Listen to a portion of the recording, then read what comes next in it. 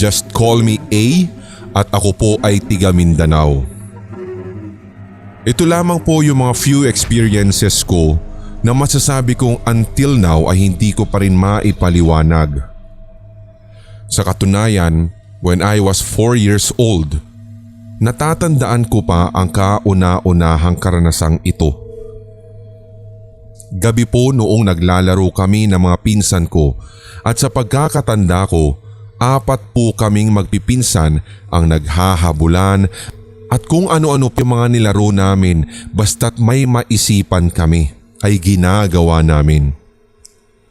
Hanggang sa maya-maya, natigil yung masayang paglalaro namin dahil nga sa pinsan ko na may tinitignan sa labas ng bintana. Ito pong nasabing bintanang ito ay malapit po sa pinto. At kapag lalabas ka, matatanaw mo ang isang malaking puno na hindi ko rin po kasi alam yung pangalan. Bale ito po ay matandang puno na sa aming lugar. 3 metro lamang ang layo nito sa pinto ng bahay. So dahil sa kuryosidad, nagkumpulan po kami dahil yung pinsan kong iyon ay tila may tinatanaw sa taas ng nasabing puno.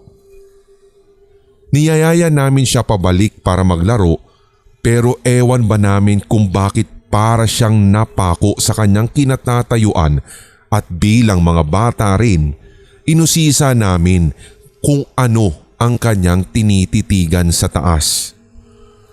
So pagkalabas namin, tumingala kami sa direksyon kung saan siya tumititig.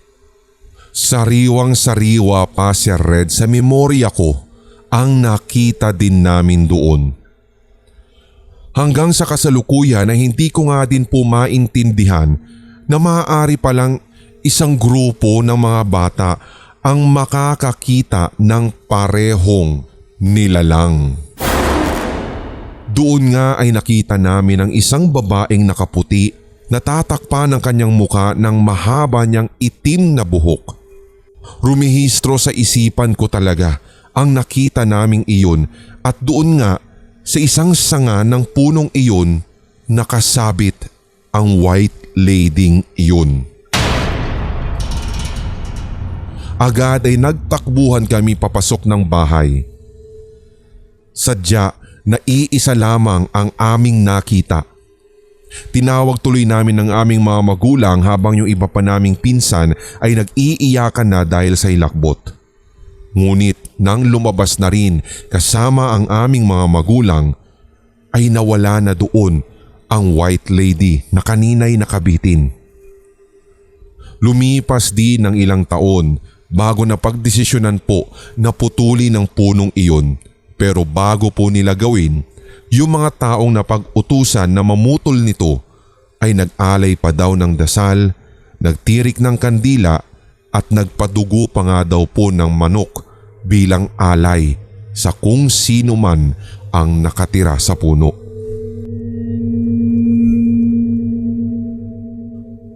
Ang pangalawa ko naman pong kwento ay nangyari na noong ako ay 14 anyos.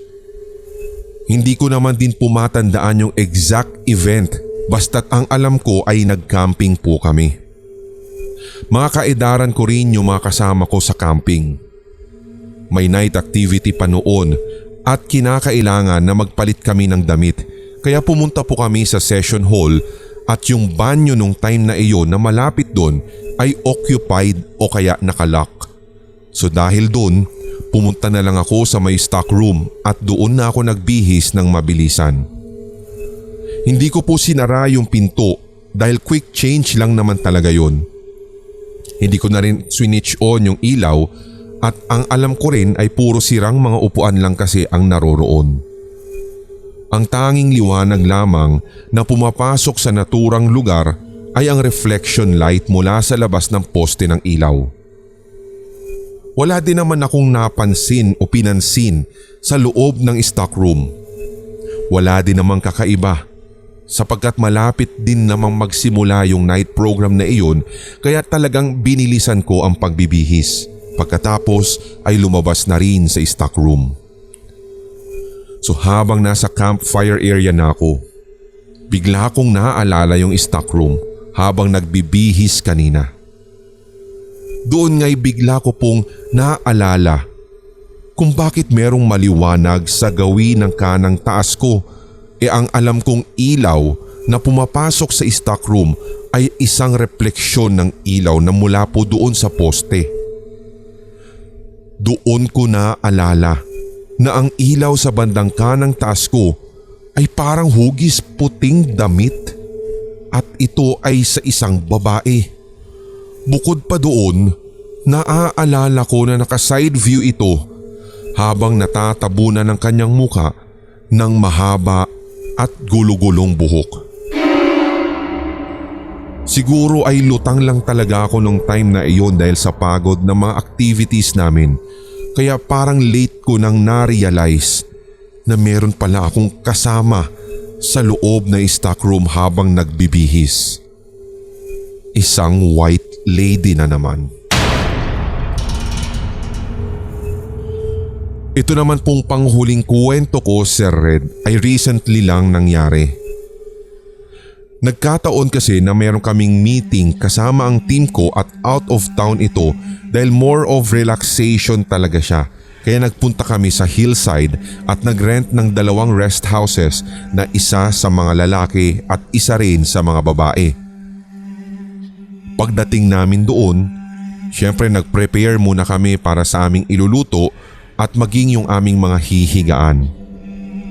Sa grupo namin, merong at least 7 na ang age bracket ay nasa 20 to 27 years old.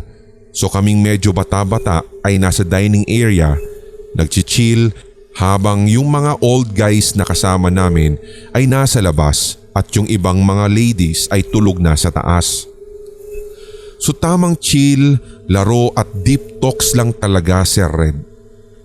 Mga 11 PM na nang makita ko sa aking wristwatch yung oras at dahil pagod na, niyaya ko na rin yung iba para matulog.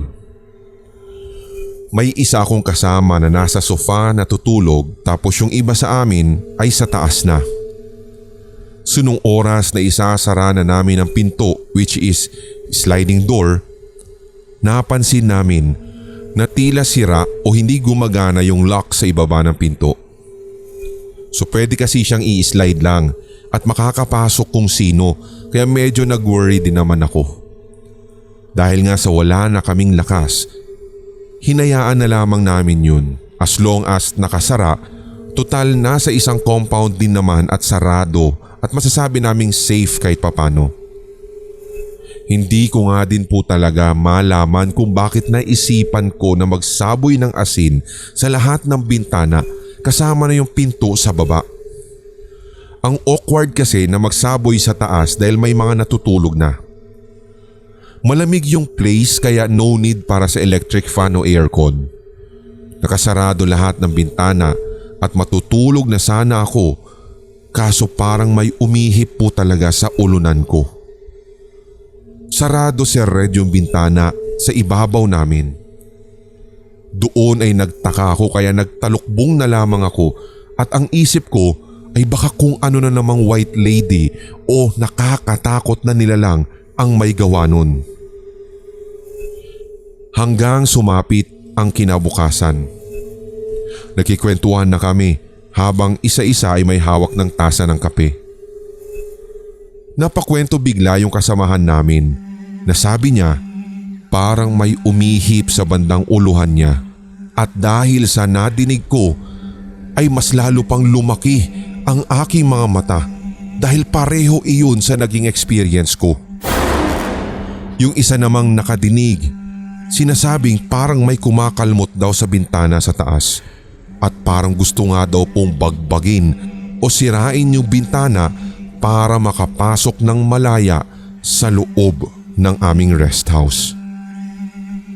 Ilang minuto lamang daw niyang narinig yung parang kumakalmot hanggang sa nawala na ito ng tuluyan.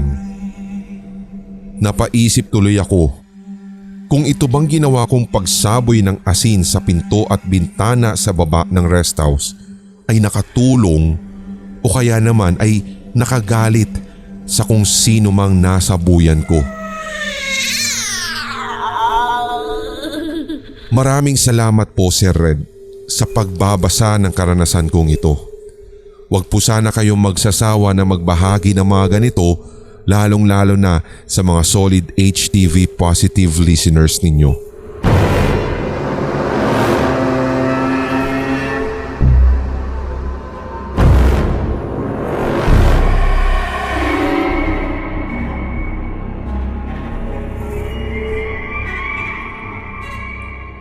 Magandang araw sa lahat po ng mga kapwa ko tigapakinig dito sa HTV.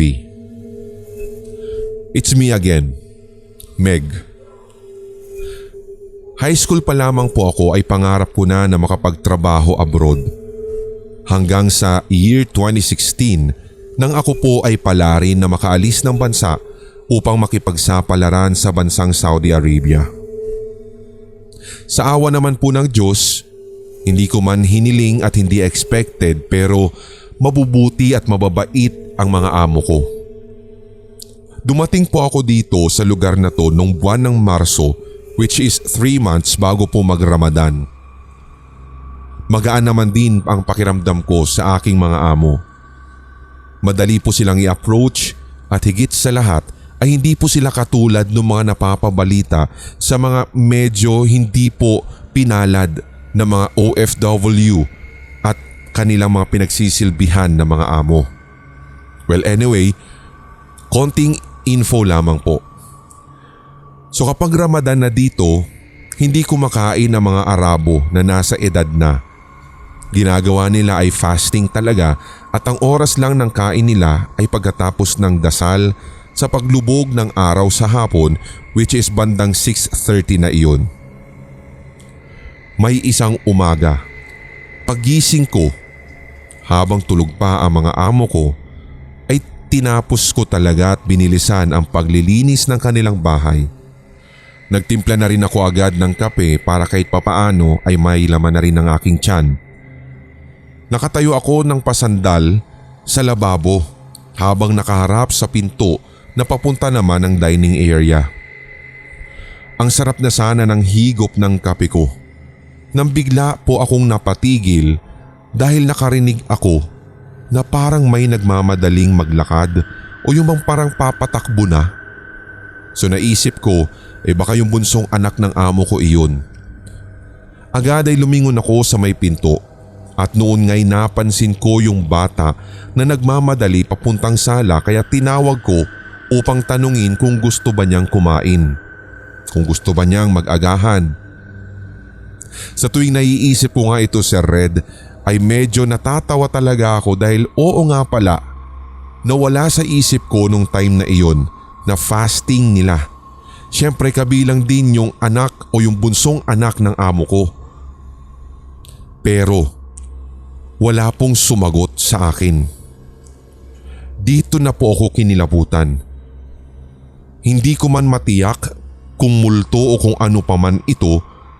Pero yung pakiramdam ko talaga ay otomatikong nagtaasan ang lahat ng mga buhok ko maging yung mga maliliit na balahibo sa aking braso at maging sa aking batok kahit po naka-ponytail yung maiksi kong buhok.